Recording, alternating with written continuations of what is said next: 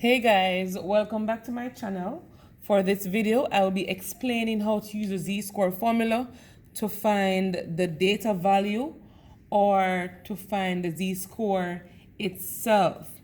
So the z-score is basically another way of standardizing data, which helps us to understand how much deviation a data value falls from the mean, either in a positive direction or negative direction, meaning it falls above the mean or below the mean. The z-score also helps us to identify where a data value lies, and in real life helps you to understand, are you performing at average, below average, or above average. If you're performing above average, how many persons are performing above you? You understand, guys? So z-score can be applied to real life. And so the general formula for a z-score is x minus x bar all over standard deviation.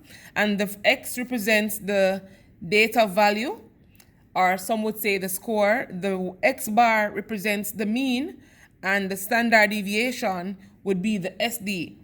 And so z-score tells you how many standard deviations you are from the mean. In a previous video, I explained to you how the z-score is represented in a bell curve. But for now, I'll be giving you some questions that we need to find the z-score and to find the data value for one of them. All right, guys, so let's get straight into it. And so the question is, the test score for a particular student is 600. The class mean is 500. We're asked to the standard deviation is 100. We're asked to find the z-score. And so z is equal to x minus x bar all over standard deviation. And so the test score would be, in this case, the data value. And so this would represent x. The mean, you know, is going to be x bar, 500. Standard deviation would be the SD.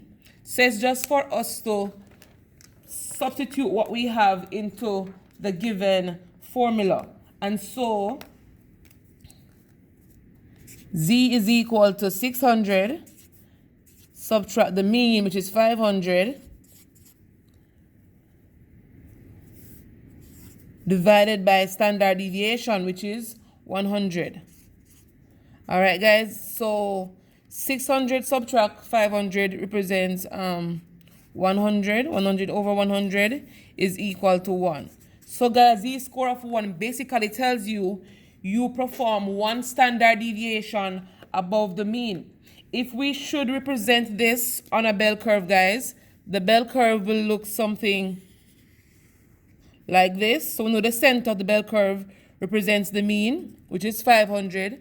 The standard deviation tells you what it represents above the mean and below the mean. And so one standard deviation would be the 500 plus 100 to give us 600. All right? And so this person's performance lies within this region. So it's one standard deviation above the mean. And you've learned that between one standard deviation represents a 68% rule. And so performing one standard deviation above the mean, this region represents 34, and this region is 34%. All right, guys, and so having a score of 600, you're performing 34% above the mean. All right, guys, and so it's very important for us to find z-score to know our standing, because sometimes students will be like, Miss, how far am I performing in class, or am I above average in class? You just tell them to calculate their z-score. Give them their score, give them the mean and the standard deviation. All right, guys, so let's try another question. So the mean is 1,152 pounds, standard deviation 84 pounds, and the actual or the data value given is 1,005 pounds. So we're asked to calculate the z-score. And so you can do this graphically or using the formula, but for now, I'm going to be using the formula to see where this person is standing. And so This will be the mean is the x bar, the standard deviation is 84, and this 1005 here is your data value. And so 1005 subtract 1152 divided by 84 is equal to negative 1.75. And negative 1.75, which represent this graphically, guys, it tells you where you fall above or below the mean. My z-score is not drawn to scale. My bell curve is not drawn to scale, guys. And so that's why it looks like this, but it should be drawn to scale when you're actually doing it. Be more uniform. And so negative 1.5, guys, lie between negative 2 and 1.5. So it'll be somewhere down here. So this would be the score of negative 1.5. So this person is performing way below the mean. If you want to find what percentage this person is performing at, you could go to the z table, which is going to be a positive and negative z table. But if not, you could just represent just tell the answer for the z-score, and you'll know this person, where this person lies above or below the mean.